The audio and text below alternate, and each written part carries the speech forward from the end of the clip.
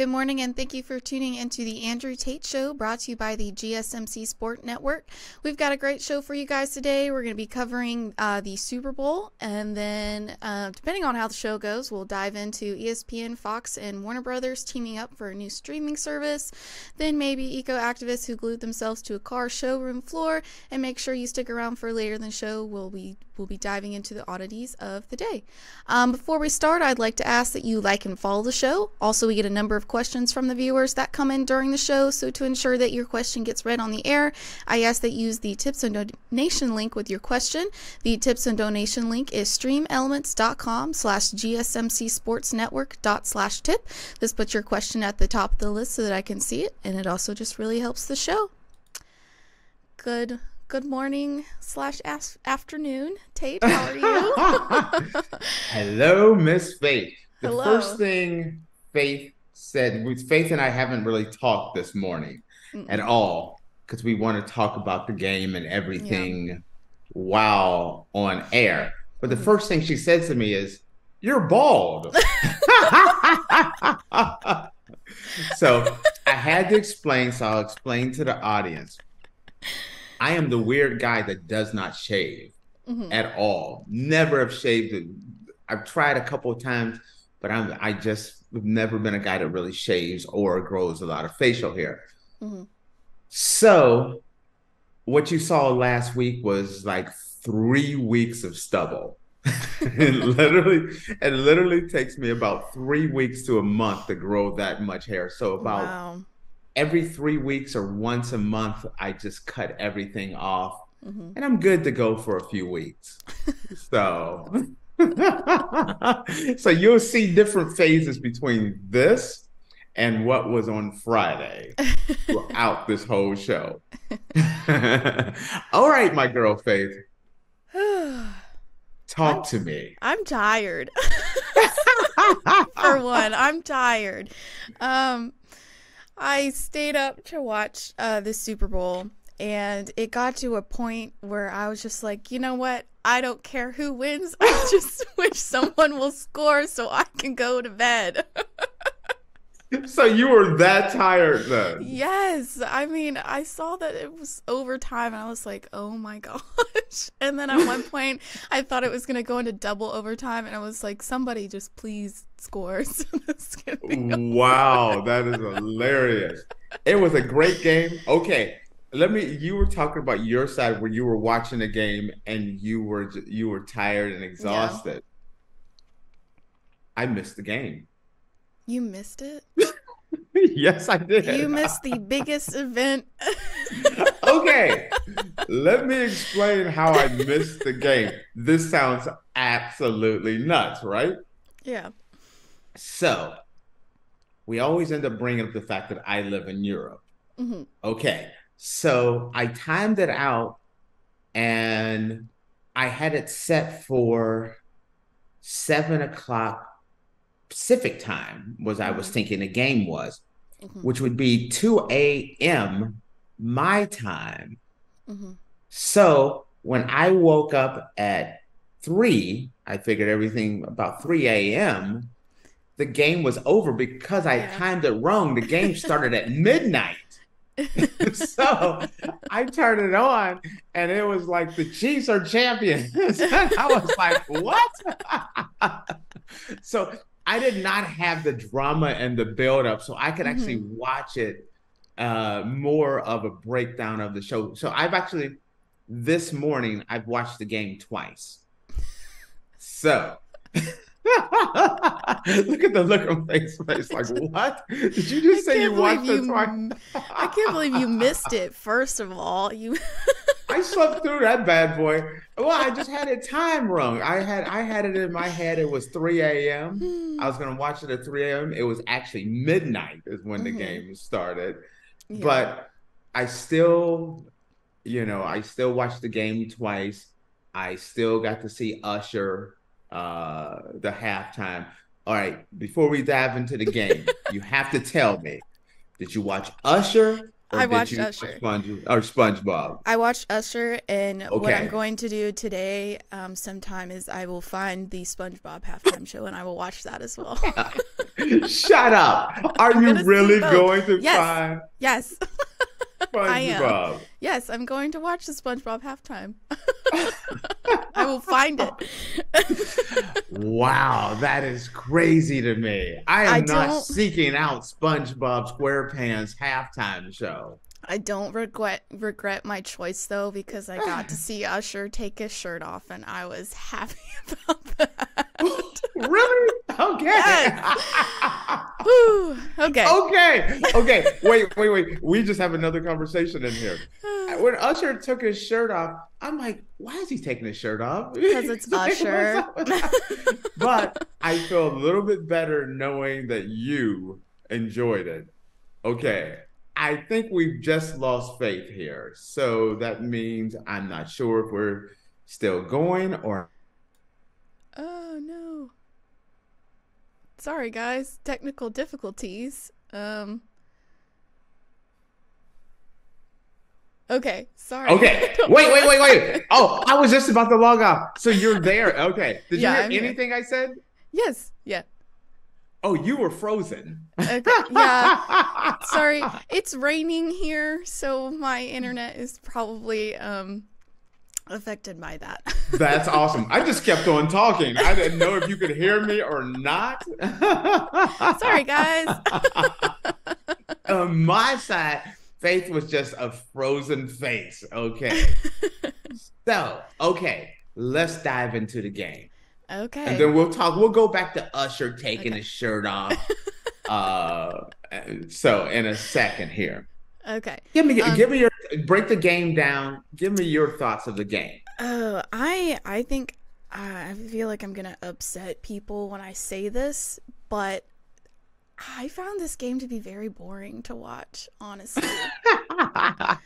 Okay, keep on. It was just, I mean, neither of the teams really played how I expected they were going to play, and I was just not impressed with the Kansas City Chiefs game at all. Not at all. And honestly, I was a little surprised that the 49ers had a lead for majority of the game. I was honestly shocked by that. And then it went into overtime, and then I really honestly thought that the 49ers were going to have it after like third quarter, and then they went into overtime, and then the Chiefs ended up pulling it together anyway. So, but I don't know. I love hearing this through more of a casual fan, you know, than the hardcore fan, which kind of we separate kind of a little bit that way. So keep on. So what were you saying? I don't know. I just, you know, for a Super Bowl game, I wasn't very impressed. Interesting. Yeah. I was very impressed. You know, there were two parts to this game. The first part was the first half and the first few minutes of the third quarter. I thought both teams were very sloppy, made a lot of mistakes. Yeah. That first half, it showed San Francisco had the better players. And so they really came out, and I thought they were taking it to Kansas City. Kansas City was making mistakes, something I was not expecting them to make mistakes. But this game totally came down to, I thought, the second half, I thought Andy Reid really righted the ship and started calling plays more toward his playmakers. I thought the defense really cracked down. And if you've watched football long enough, it comes down the game. These two teams, the reason why it was a boring game was because both defenses played incredibly well. Both coaches coached their tails off. Both of them, like both quarterbacks, did amazing. everyone did what they were supposed to do, but the thing that separates a great team from an average team is one, who makes the mistakes, okay, and how do they capitalize on the mistakes. Both teams made mistakes, but the 49ers did not punish Kansas City for making the mistakes. Not at all. When Patrick Mahomes threw that interception, that was the first interception he had in the last two postseasons. That was the first interceptions in 2 years for him. And they got 0 points out of it. The one fumble, they got 0 points out of it. They did not capitalize. When the 49ers made mistakes, Kansas City at least got 3 points out of it. And that was the big difference. And then the big play, the fact that the Kansas City was able to get a field goal at one point off of 49ers mistake, and then blocking that extra point. Extra points are just money in the bank. Yeah. And if they make that extra point, if the 49ers make that extra point, then most likely they win the game, because Kansas City doesn't have to go down there and kick a field goal to tie things up. No, they have to score a touchdown, either win or you're dead. Yeah. But these little mistakes or execution when they blocked the extra point was the difference in the game. And then Patrick Mahomes was unreal. I thought Brock Purdy did a really good job. A couple of times they really shook him up a little bit, but Brock Purdy was stellar. But there are moments in this game. There are 3 MVP moments in the game. In the first half, at the end, where there's very little time left in the first half, and Patrick Mahomes drives down the field for a score. At the very end, they needed that last drive to take it into overtime, and they did it. And then the most incredible part of it all, when you're in overtime, the fact is, first, Shanahan accepted the ball. Normally you kick the ball off and you want the ball next. But I think Shanahan was thinking, we didn't want to come from behind. We didn't want them to go down the field and score and then put all the pressure on Brock Purdy. And so I agreed with his decision to take the ball. They went down the field. The 49ers went down the field. They were able, the defense, most of the game, the Kansas City's defense would bend but never break. And so they went down the field. They kicked the field goal. They had the lead.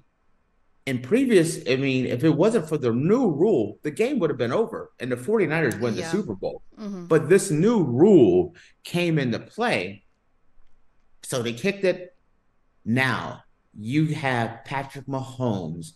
And I said this, Patrick Mahomes doesn't make mistakes. Patrick Mahomes rises to the occasion. And so I thought, it's over. The minute Kansas City had that ball and they started driving. And at one point, it's 4th down. And Patrick Mahomes runs for that 1st down. I mean, the guy can do it all. He drove down the field and then they scored a touchdown. It was pretty much when Kansas City needed something, they were like, okay, Patrick Mahomes, we need a field goal. You got it. We need a touchdown. No problem. You got it. That's what separates the all-time greats from the incredibly good. And I kind of felt like Brock Purdy was the incredibly good. Like, he was a really good quarterback this game. Can't no one say anything about Brock Purdy. Can't anyone say anything about Shanahan. They did their job to the best of their ability. Can't anyone say anything about that defense. The fact of the matter is, one side had Andy Reid and Patrick Mahomes And that was the difference. In my eyes, it really showed Patrick Mahomes, if the players were covered, he ran. They were calling, Andy Reid was calling the perfect game as they were driving down the field, and that Patrick Mahomes was executing. And in the end, I mean, it was just, I mean, I thought it was a thing of beauty how they went down the field. I went back and watched the game again because I wanted to make sure I looked at the game kind of through, I didn't want any biases toward Patrick Mahomes. And it was just like every time Patrick Mahomes' back was up against the wall, he really came through. So do you agree on that? No, I do.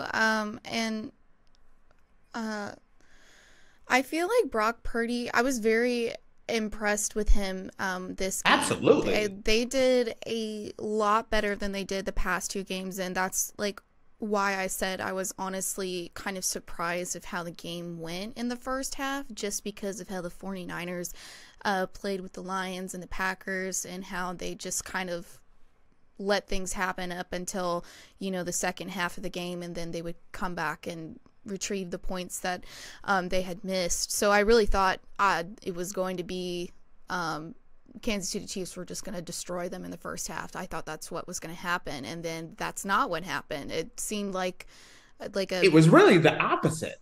Yeah. Mm-hmm. The thing was, here's the crazy thing though, they didn't capitalize. The 49ers, that first half was clearly the better team. They were the more talented team. They were the most prepared team, in my opinion. But they did not capitalize. They did not get the points that they should have had. This could have been a much larger lead that they had. They blew it. I mean, in many ways, it wasn't that they blew it. It was more that Kansas City defense kept bending but not breaking, giving up a field goal here, a field goal there. It wasn't like think about it. In that first half, the only way the 49ers scored was on a trick play. That was it. The defense kept bending but not breaking. And in that play, you just weren't prepared for.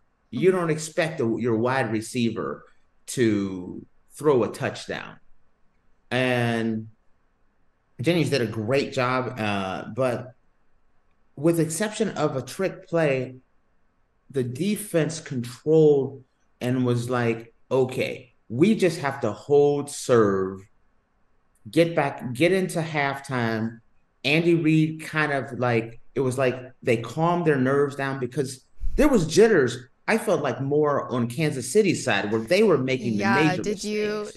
Did you see Travis Kelce screaming at Andy Reid? I was like, oh my gosh. Okay. That could have been a horrible situation. That could have been, okay. Andy, and listen, I'm going to give Andy Reid credit again. Mm-hmm. Because this could be a disaster. Number one, when Kelce came running over, if you played any major sports at this level, you're fired up, you run over and you're like, don't take me out of the game, you run over. But this is old man Andy Reid, and you caught him off guard. He's looking at the sheet and everything. And so he runs over and he bumps him as he's yelling.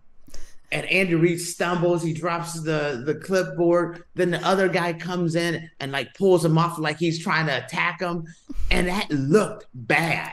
Yeah. Did it not look bad? Yeah. Dude, you can't be beating Andy Reid down. What was funny with that, there was an interview after the game, and when somebody asked him about it, and Travis Kelce just said, I was just telling him that I loved him. See, because sleep dog over here, I'm over here with visions of sugar plums in my head on my pillow, and I'm sleeping through all this. I didn't see that, but I did see uh, how Andy Reid just kind of made a joke of it, like he don't have the balance like he used to, and just kind of blew it off. Yeah. Because let's say Andy Reid just a little bit more and he falls. Let's say he takes it a different way. Could have ended that would have been a disaster. Yeah. Holy crap, that would have been a disaster. And even if they won, it could have been really bad. But Andy Reid, it's not there's a thing where if you've played sports, there's that coach that always has his pride and his ego and it's always on his shoulder. And it's kind of like, you don't show me up. And there's coaches that would have made that a bad thing. Yeah. Andy Reid just swept that under the rug, like, oh, nothing to see here, just a mere bag of shells. And the media would have eaten that alive, right? Yeah, absolutely. Yeah. They would have eaten that alive, especially Andy Reid. It's the Super Bowl, Travis Kelce, who's dating Taylor Swift, all of that. It could have been a lot worse, but it wasn't. That's the thing with Andy Reid. He's that consummate professional. And you can tell these guys, he gives them the room to be fiery and be themselves without the worry. Yeah. And so I thought they did a really great job. I thought during the game, Andy Reid had things under control. And then during a situation that could have been bad, he totally diffused it like no big deal. Yeah. I don't mean to tell you when to go on break. I was going to say, we're going to go on break. Yeah, we're going to take a break. We're going to look at some other things. Talk about the halftime, these teams and how they're going to, what this Super Bowl means, all of that. I didn't mean to just take your job. I totally took your job from you on that one. You're looking at me like, listen, sucker, this is my gig. I decide when we go on break. don't you dare. You're talking about Kelce knocking somebody over. I'm waiting on you to knock me over. Like, this is my stuff. All right, guys. Well, when we come back, we'll dive more into the Super Bowl, but we're going to take a quick break and we'll see you in a little bit.